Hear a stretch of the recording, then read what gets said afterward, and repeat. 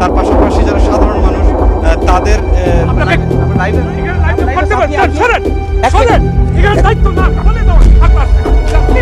সরাসরি সম্প্রচার হচ্ছে, দেখছেন লাখো মানুষ। হঠাৎ অনাকাঙ্ক্ষিত পরিস্থিতি, প্রতিবেদক ও চিত্র সাংবাদিকদের উপর চড়াও হওয়ার দৃশ্য আসে সামনে।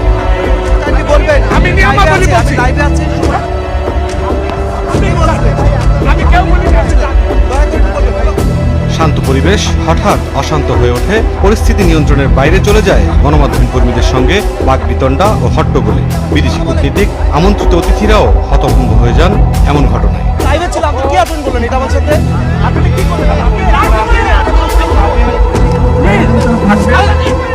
প্রয়াত বিএনপি চেয়ারপারসন ও সাবেক প্রধানমন্ত্রী বেগম খালেদা জিয়ার স্মরণে জাতীয় সংসদ ভবনের দক্ষিণ প্লাজায় আয়োজিত নাগরিক শোক সভায় অনাকাঙ্ক্ষিত পরিস্থিতির তৈরি হয়। লাইভের সময় এমন অপ্রত্যাশিত আচরণ করেন নাগরিক শোক সভা আয়োজকের সমন্বয়ক সালেহ উদ্দিন। এদিকে ঘটনাস্থলে থাকা সাংবাদিকরা বলেন, এ ধরনের ব্যক্তিকে নাগরিক শোক সভায় গুরুত্বপূর্ণ দায়িত্ব দেওয়া ঠিক হয়নি। আমরা প্রত্যাশা করি পেশাগত দায়িত্ব পালন করতে গিয়ে সাংবাদিকদের সর্বোচ্চ সহযোগিতা বিভিন্ন যারা আছেন, আয়োজক যারা আছেন, তাদের কাছ থেকে আমরা প্রত্যাশা করি। কিন্তু আজকে ঘটনাটি ঘটেছে ঠিক উল্টো। 3 জন সহকর্মীর গায়ে হাত দিয়ে তাদেরকে সরিয়ে দেওয়ার যে চেষ্টা উনি করেছেন, এটা তিনি কোনোভাবেই করতে পারেন না। যদি আমরা গণমাধ্যম কর্মী নাও হয়ে থাকি, একজন সাধারণ মানুষও যদি ওখানে থাকে, উনি কারো গায়ে হাত দেওয়ার ওনার কোনো অধিকার নেই।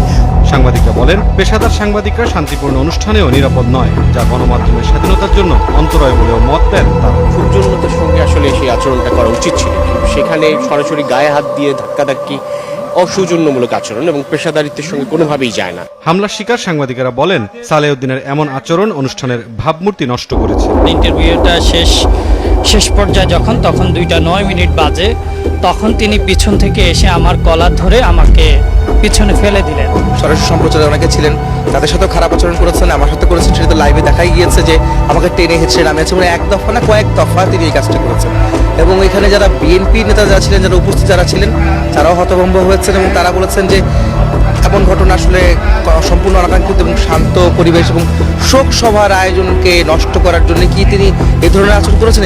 নাগরিক শোক সভায় কয়েকজন রিপোর্টারকে শারীরিকভাবে লাঞ্ছিত করার ঘটনায় তীব্র নিন্দা ও ক্ষোভ জানাচ্ছে বিএনপি বিটের সকল মাধ্যমের সাংবাদিকরা। সালেহ উদ্দিনের এমন অপেশাদার ও উদ্ধত আচরণ সম্পূর্ণ অগ্রহণযোগ্য ও এ ধরনের লোকদের এত বড় আয়োজনের দায়িত্ব দেয়া ঠিক কিনা সেটিও সংশ্লিষ্টদের ভেবে দেখা প্রয়োজন বলে মনে করেন তারা। মুরসালিন হক জুনায়েদ, সময় সংবাদ, ঢাকা।